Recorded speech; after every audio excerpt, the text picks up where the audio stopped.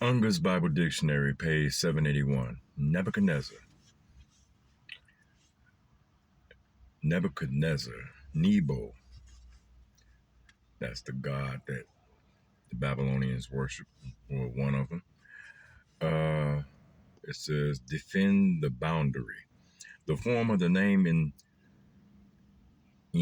is due to dissimulation, and in Hebrew, the name is more correctly represented in the form Nebuchadnezzar than in the more common form, Nebuchadnezzar.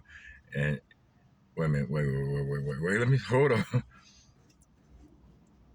says Nebuchadnezzar, then in the more common form, Nebuchadnezzar. Nebuchadnezzar was the son of Nabopolassar, and was in all probability of Chaldean race and not of pure Babylonian.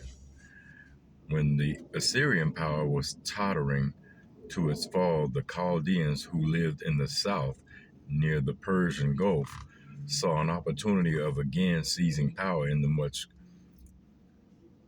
coveted city of Babylon. The signs of decay were evident in the reign of Ashurbanipal, see Assyria, through the collapse of the Assyrian Commonwealth. Did not come until 607 BC.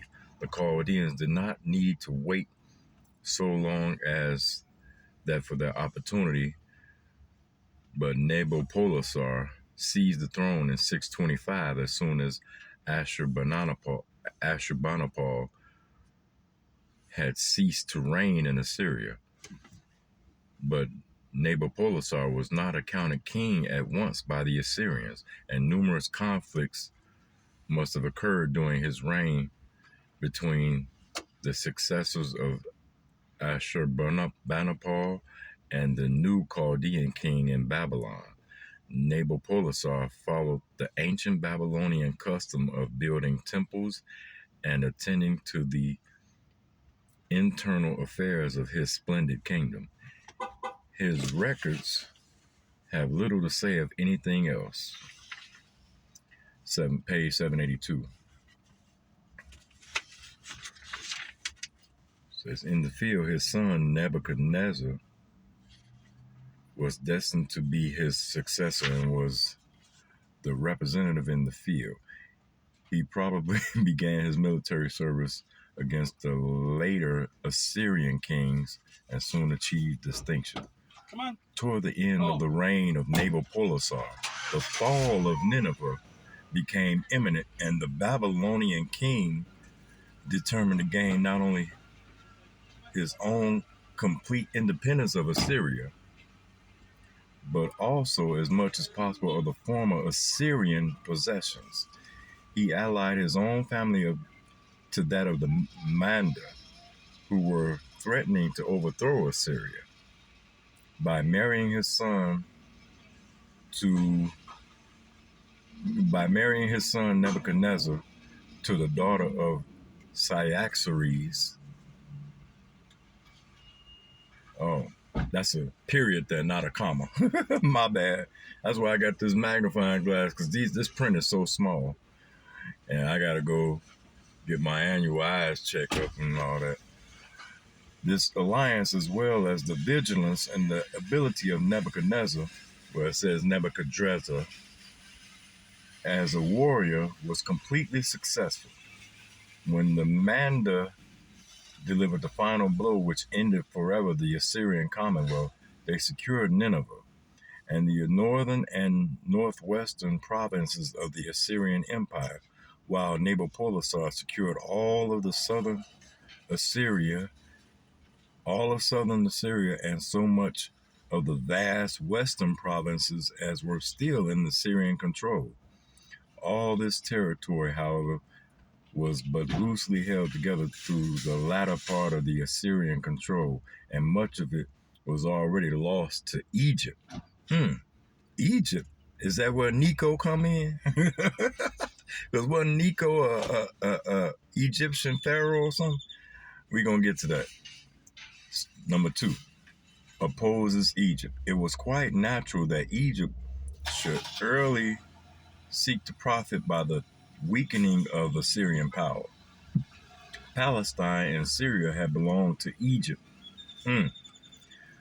by right of conquest during the reign of Thutmose III, and so late as the days of Amenophis III and Amenophis IV.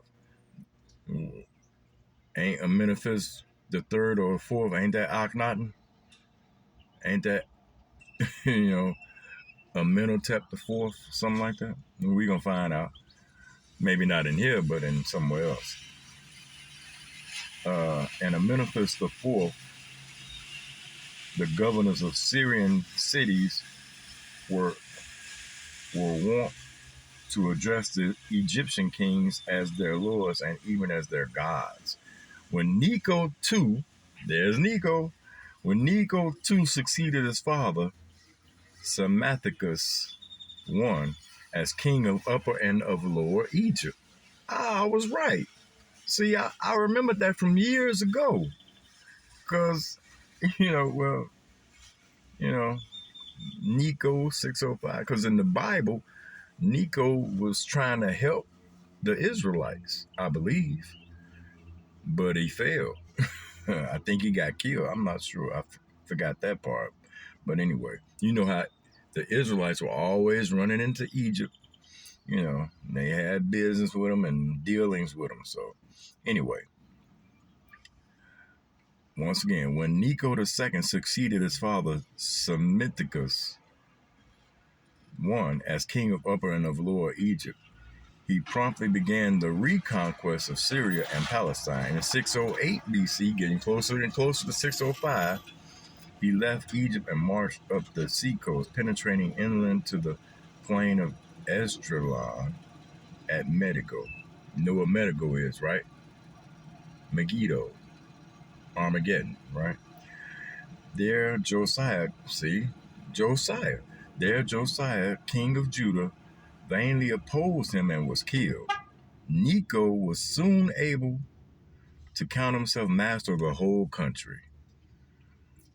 It was now his purpose to move eastward to the Euphrates and cross the great valley to seize what might fall to his share when the Assyrian Empire met its end. He reached Carchemish on the Euphrates in 605 BC, and there was confronted by Nebuchadnezzar at the head of his father's armies. The battle that ensued was one of the greatest in all history, judged simply by its immediate historic results. Necho was utterly and disastrously defeated and fled in a rout homeward, closely pursued by the victor. That one blow made Nebuchadnezzar the presumptive holder of all the valuable territory of Syria and Palestine. He pursued Necho to the very borders of Egypt.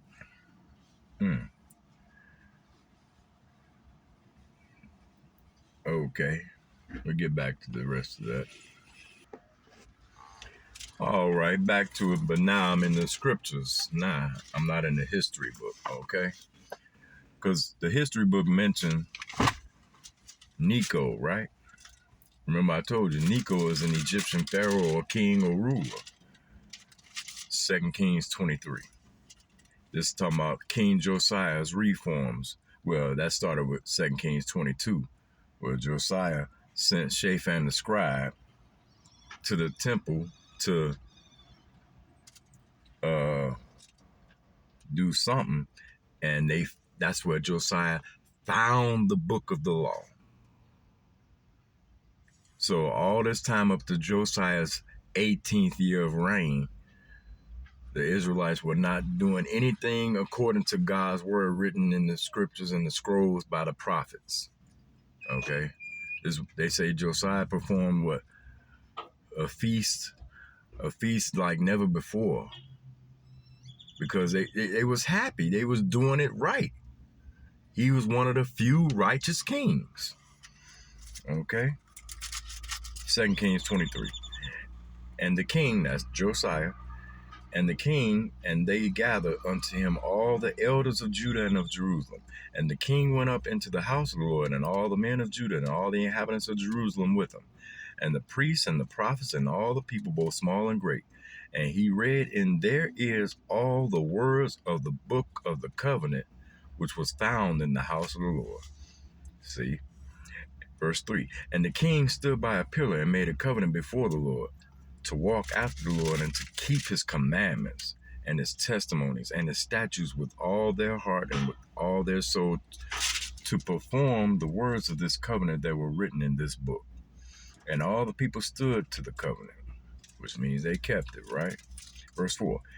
And the king commanded Hilkiah the high priest and the priests of the second order and the keepers of the door to bring forth out of the temple all the Lord, to bring forth out of the temple of the Lord all the vessels that were made for Baal, that's a pagan god, and for the grove, that's a pagan like shrine or whatever, and for all the hosts of heaven. And he burned them without Jerusalem, that's outside Jerusalem. He burned them in the fields of Kidron and carried the ashes of them unto Bethel. And he put down the idolatrous priests, whom the kings of Judah had ordained to burn incense in the high places. Don't certain churches burn incenses? Stop. I ain't gonna go there. And in the places round about Jerusalem, them also that burn incense unto Baal, to the sun and to the moon and to the planets and to all the hosts of heaven. What that sound like? Astrology, right? You got it. Verse 6. And he brought out the grove from the house of the Lord without Jerusalem unto the brook of Kidron, and burned it at the brook of Kidron, and stamped it small to powder, and cast the powder thereof upon the graves of the children of the people. Why did he do that? Because they were, up until Josiah's 18th year reign, they were doing all kind of stuff instead of what the Lord said. All right. And verse 7, and he break down the houses of the Sodomites. Ooh! He destroyed the houses of the Sodomites. Do you know if that practice was here today, we'd be busy, right? We have a whole lot of houses to break down, right? That were by the house of the Lord. Ooh, by the church. Ain't that something? What King Solomon say? There's nothing new under the sun. Ain't nothing changed to this day, man. Where the women wove hangings for the grove. And he brought all the priests out of the cities of Judah and defiled the high places where the priests had burned incense, from Geba to Beersheba, and break down the high places of the gates that were in the entering in of the gate of Joshua, the governor of the city, which were on a man's left hand at the gate of the city. Verse 9, nevertheless, the priests of the high places came not up to the altar of the Lord in Jerusalem, but they did eat of the unleavened bread among their brethren.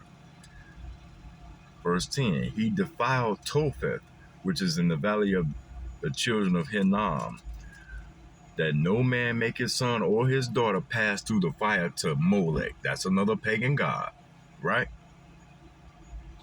Or Remphan, okay? All right, verse 11. And he took away the horses that the kings of Judah had given to the sun. Not S-O-N, S-U-N. The sun at the entering in of the house of the Lord, by the chamber of Nethanmelech, the chamberlain, which was in the suburbs, and burned the chariots of the sun with fire.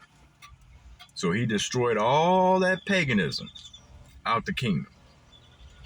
This is Josiah, the one of the few righteous kings. Verse 12.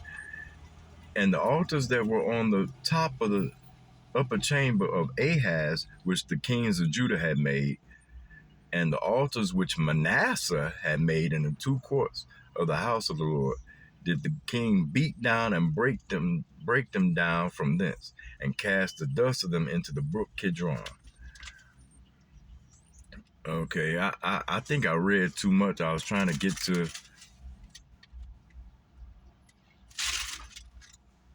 I was trying to get to where it's talk about Necho. It's in this chapter, chapter 23. So let me start right here. Verse 23. 2 Kings 23, verse 23. But in the 18th year of King Josiah, this is his reform now, wherein this Passover was holden to the Lord in Jerusalem. Verse 24.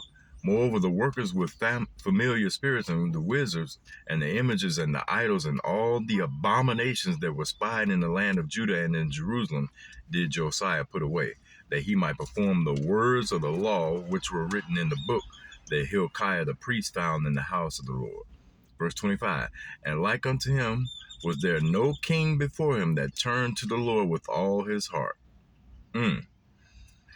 And with all his soul and with all his might, according to the law of Moses, neither after him arose there any like him. Verse 26, notwithstanding the Lord turned not from the fierceness of his great wrath, wherewith his anger was kindled against Judah because of all the provocations that Manasseh had provoked him withal. Right, because Manasseh, they said Manasseh did, the Lord said he gonna make y'all suffer because of Manasseh.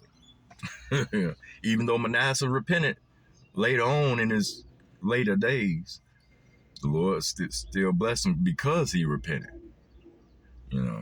Verse 27, and the Lord said, I will remove Judah also out of my sight. Where the Lord's eyes are always on? Jerusalem, right? Which means they're going to get kicked out of that land, right? Right. Common sense. He said, I will remove Judah also out of my sight as I have removed Israel. What happened to Israel? Because Israel got not even 100 years before this, they got taken out by the Assyrians, right? And I will cast off this city. What it happened with the Assyrians in 722 BC. Okay. City Jerusalem, which I have chosen, the house of which I said, my name shall be there. Now the rest of the acts of Josiah and all that he did, are they not written in the book of the Chronicles of the kings of Judah? I believe it's 2 Chronicles 36 or 35, 34. One, I can't remember. It's been so long. Now, look at this. Verse 29. In his days, talking about King Josiah, Pharaoh Necho, king of Egypt, went up against the king of Assyria to the river Euphrates, and King Josiah went against him. And he slew him at Megiddo, which is the Battle of Armageddon, Megadon, okay, when he had seen him. Oh, so the history book said Necho died, but it didn't say that Josiah killed him. Let me see. Or his army. Let me see.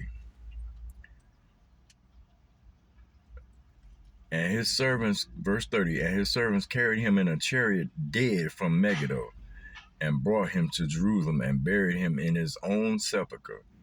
Oh, wait, this when Josiah died. No, it's not. No, because Josiah got killed. Reason being because he was meddling in their affairs. He was supposed to stay put. Let me read that again. In his days, Pharaoh Necho, king of Egypt, went up against the king of Assyria to the river Euphrates, and King Josiah went against him. See, so what was allowed was for him to die or get killed because he shouldn't have been meddling, and he should let that happen, let that go. He went up to fight against Pharaoh Necho, but the Lord was going to let Necho do his thing. That's why Josiah got killed, because things have to be set in order.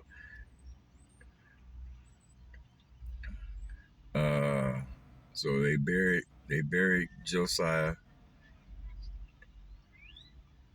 Let's see, and his servants carried him in a chariot dead from Megiddo, and brought him to Jerusalem and buried him in his own sepulchre.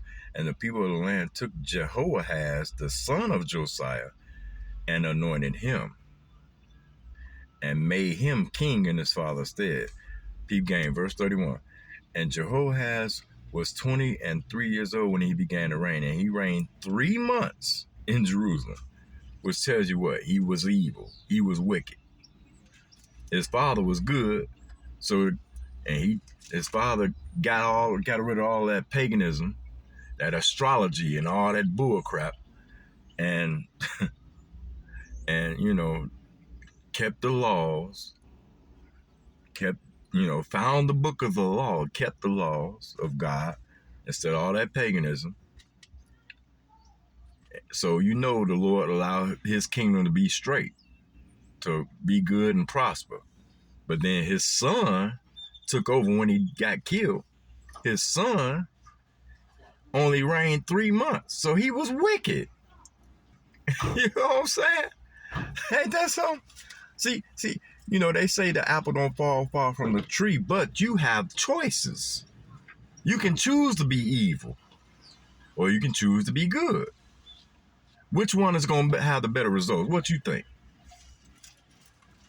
What you think? Because I got family members back home, not my daddy, but I got some uncles and cousins that chose to do things that were not good. I didn't follow in their steps. I'm still here. They are long gone. And I'll be 53 next month. So what does that tell you? That's proof in the pudding. Serve God, not man. Do not conform to the ways of the world. Plain and simple.